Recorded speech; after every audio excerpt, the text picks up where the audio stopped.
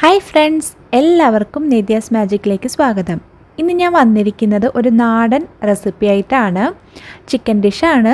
നല്ല നാടൻ ചിക്കൻ പെരട്ടാണ്. നമ്മളെ തട്ടുകടയിൽ നിന്നൊക്കെ കിട്ടുന്ന ആ ഒരു ടേസ്റ്റിൽ എങ്ങനെയാണ് നല്ല നാടൻ ചിക്കൻ പെരട്ട് വീട്ടിൽ തയ്യാറാക്കുന്നതെന്ന് നോക്കാം. ഈ ഒരു റെസിപ്പി ചെയ്യാനായിട്ട് ഞാനിവിടെ 1 കിലോ ചിക്കനാണ് എടുത്തിരിക്കുന്നത്. 1 കിലോ ചിക്കൻ ചെറിയ പീസായിട്ട് കട്ട് ചെയ്ത് ക്ലീൻ ചെയ്തെടുത്തിട്ടുണ്ട്. അപ്പോൾ ആദ്യം നമുക്കിതൊന്ന് മാരിനേറ്റ് ചെയ്യണം. അപ്പോൾ അതിനായിട്ട് ഞാനിവിടെ കൊച്ചുള്ളിയാണ് എടുത്തിരിക്കുന്നത്. ഇപ്പോൾ ഒരു 10-15 കൊച്ചുള്ളി എടുത്തിട്ടുണ്ട്. പിന്നെ നമുക്ക് ആവശ്യം ഇഞ്ചിയും വെളുത്തുള്ളിയാണ്. അപ്പോൾ വെളുത്തുള്ളി നമ്മൾ എടുക്കുന്ന ചിക്കൻ അനുസരിച്ചിട്ട് എടുക്കുക. ഞാനിപ്പോൾ ഇവിടെ 1 കൂടി വെളുത്തുള്ളിയാണ് എടുത്തിരിക്കുന്നത്. പിന്നെ 2 വലിയ കഷ്ണം ഇഞ്ചി, പിന്നെ 2 പച്ചമുളക്, കുറച്ച് കറിവേപ്പില. അപ്പോൾ ഇതൊക്കെയാണ് നമുക്കിത് മാരിനേറ്റ് ചെയ്യാൻ വേണ്ടത്. അപ്പോൾ ഇത് നമുക്ക് ആദ്യം ഒന്ന് ചതച്ചെടുക്കണം. മിക്സിയുടെ ജാറിലിട്ട് പേസ്റ്റായിട്ട് അരച്ചെടുക്കുകയല്ല, നമുക്കിതൊക്കെ ഇട്ടിട്ടൊന്ന് ചതച്ചെടുക്കണം. എന്നാലേ നമുക്ക് ആ ഒരു ഫ്ലേവറൊക്കെ നമ്മളുടെ ചിക്കനിൽ നന്നായിട്ട് കിട്ടുള്ളൂ. അപ്പോൾ ഒരിക്കലും മിക്സിയുടെ ജാറിലേക്ക് ഇട്ടിട്ട് അരച്ചെടുക്കാൻ നിൽക്കരുത്, ചതച്ച് തന്നെ എടുക്കുക. അപ്പോൾ ഇതെല്ലാം നമുക്ക് ഇതിലേക്ക് മാറ്റിയിട്ട് നന്നായിട്ടൊന്ന് ചതച്ചെടുക്കാം. അപ്പോൾ എൻ്റെ ചാനൽ ആദ്യമായിട്ട് കാണുന്നവരുണ്ടെങ്കിൽ പ്ലീസ് ഇപ്പം തന്നെ ഒന്ന് സബ്സ്ക്രൈബ് ചെയ്യണേ. സബ്സ്ക്രൈബ് ചെയ്യുമ്പോൾ തൊട്ടടുത്തൊരു കുഞ്ഞ് ബെല്ലൈക്കൺ വരും, അതുകൂടി ഒന്ന് ക്ലിക്ക് ചെയ്ത് കൊടുക്കുക. എന്നിട്ട് ഓൾ എന്ന ഓപ്ഷനും സെലക്ട് ചെയ്യാൻ മറക്കരുത്. എങ്കിൽ മാത്രമേ ഞാനിടുന്ന വീഡിയോസിൻ്റെയൊക്കെ നോട്ടിഫിക്കേഷൻ നിങ്ങൾക്ക് ലഭിക്കുള്ളൂ. അപ്പോൾ നന്നായിട്ടൊന്ന് ചതച്ചെടുത്തിട്ട് വരാം നമുക്ക്.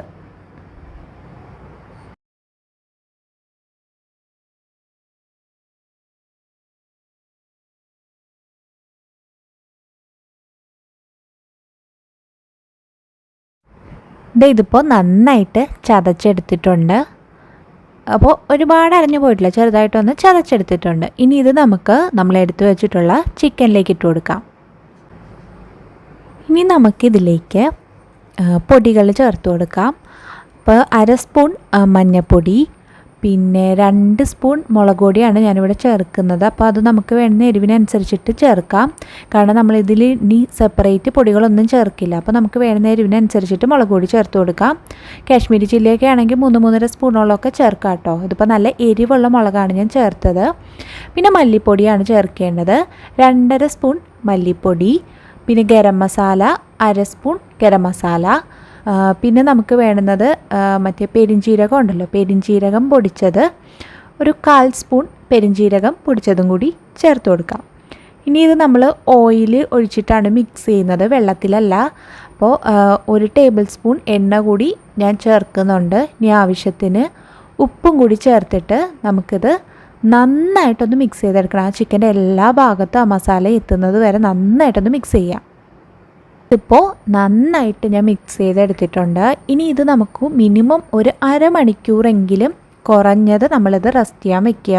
ആ പീസിലൊക്കെ നന്നായിട്ട് നമ്മളുടെ മസാലയൊക്കെ ഒന്ന് പിടിച്ച് വരട്ടെ, എന്നിട്ട് നമുക്കിത് കുക്ക് ചെയ്യാം.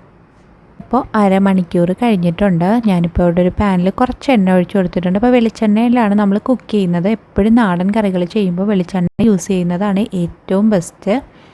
അപ്പോൾ ഇതിലേക്ക് നമ്മൾ മാരിനേറ്റ് ചെയ്ത് വെച്ചിട്ടുള്ള ചിക്കൻ ഇട്ട് കൊടുക്കാം. ഇനി ഈ ചിക്കൻ നന്നായിട്ട് നമുക്കൊന്ന് കുക്ക് ചെയ്തെടുക്കണം. അപ്പോൾ നമ്മളിതിൽ വെള്ളമൊന്നും ചേർക്കുന്നില്ല. ഈ ചിക്കനിൽ നിന്ന് ഇറങ്ങി വരുന്ന വെള്ളത്തിലാണ് നമ്മളിത് കുക്ക് ചെയ്യാൻ പോകുന്നത്. അപ്പോൾ ആദ്യം നമുക്കിതൊരു 5 മിനിറ്റ് ഒന്ന് അടച്ചു വെച്ചിട്ട് കുക്ക് ചെയ്യാം. മീഡിയം ഫ്ലെയിമിൽ വെച്ചാൽ മതി. 5 മിനിറ്റ് കഴിഞ്ഞ് നോക്കാം. 5 മിനിറ്റ് കഴിഞ്ഞിട്ടുണ്ട്. ഇനി ഇത് നമുക്കൊന്ന് ഓപ്പൺ ചെയ്ത് നോക്കാം. കണ്ടോ, ചിക്കനിൽ നിന്നൊക്കെ വെള്ളം ഇറങ്ങി വരാൻ തുടങ്ങിയിട്ടുണ്ട്. അപ്പോൾ ഇടയ്ക്കിടയ്ക്കൊന്ന് ഇളക്കി കൊടുക്കണം കേട്ടോ. ഞാനിപ്പോൾ മീഡിയം ഫ്ലെയിമിലാണ് വെച്ചിരിക്കുന്നത്. പാടി കട്ടിയുള്ള പാത്രത്തിൽ വേണം നമ്മളിത് കുക്ക് ചെയ്യാൻ. പിന്നെ ഒരു 10 മിനിറ്റ് നമുക്ക് അടച്ചു വെച്ചിട്ട് നോക്കാം. 10 മിനിറ്റ് കഴിഞ്ഞിട്ടുണ്ട്. കണ്ടോ, ചിക്കനിൽ നിന്ന് നന്നായിട്ട് വെള്ളം ഇറങ്ങി വന്നിട്ടുണ്ട്. ഇനി ഈ വെള്ളത്തിൽ കിടന്ന് തന്നെ ഇത് കുക്കായിക്കോളും. അപ്പോൾ ഇടയ്ക്കിടയ്ക്ക് നമുക്കിതൊന്ന് തുറന്നിട്ട് ഇളക്കി കൊടുക്കാം. ഇത് നമ്മുടെ ചിക്കൻ അവിടെ ഒരു 90% കുക്കായിട്ടുണ്ട്. അപ്പോൾ നമുക്ക് അതിന് വേണ്ടിയിട്ടുള്ള ബാക്കി ഉള്ളിയൊക്കെ ഒന്ന് സോട്ട് ചെയ്തെടുക്കണം. എന്നിട്ട് ഞാനിവിടെ ഒരു പാനിൽ കുറച്ച് എണ്ണ ഒഴിച്ച് കൊടുത്തിട്ടുണ്ട്. ഇതിൽ നമുക്ക് ഉള്ളിയൊക്കെ ഒന്ന് മൂപ്പിച്ചെടുക്കണം. അപ്പോൾ എണ്ണ ഒന്ന് ചൂടായി വരുമ്പോഴേക്കും നമുക്കിതിലേക്ക് കറിവേപ്പില ചേർത്ത് കൊടുക്കാം. ഈ കറിവേപ്പില ഒന്ന് റോസ്റ്റായി വരുമ്പോഴേക്കും നമുക്കിതിലേക്ക് കൊച്ചുള്ളിയാണ് ചേർത്ത് കൊടുക്കാനുള്ള. ഞാനിപ്പോൾ ഇവിടെ ഒരു ബൗള് കൊച്ചുള്ളി എടുത്തിട്ടുണ്ട്. നമ്മൾ എടുക്കുന്ന ചിക്കൻ അനുസരിച്ചിട്ട് കൊച്ചുള്ളി എടുക്കുക. അപ്പോൾ കൊച്ചുള്ളി ചേർത്ത് ചെയ്യുന്നതാണ് ഏറ്റവും നല്ലത്.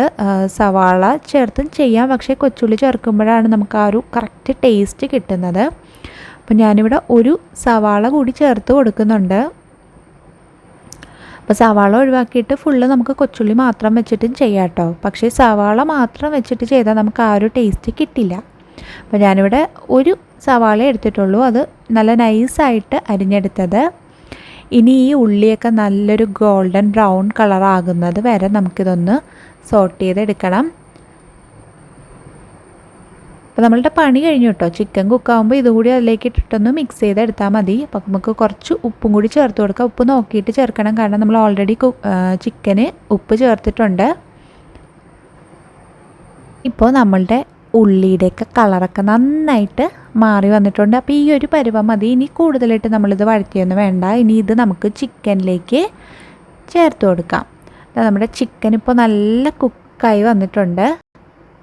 പിന്നെ ഇതിലേക്ക് നമ്മൾ റെഡിയാക്കി വെച്ചിട്ടുള്ള ഉള്ളി ചേർത്ത് കൊടുക്കാം. അപ്പോൾ വളരെ സിമ്പിളായിട്ട് നമുക്ക് ചെയ്യാൻ പറ്റിയൊരു റെസിപ്പിയാണ് നമ്മളുടെ ചിക്കൻ പെരട്ട്. നല്ല ടേസ്റ്റി ആയിട്ടുള്ള റെസിപ്പിയാണ്.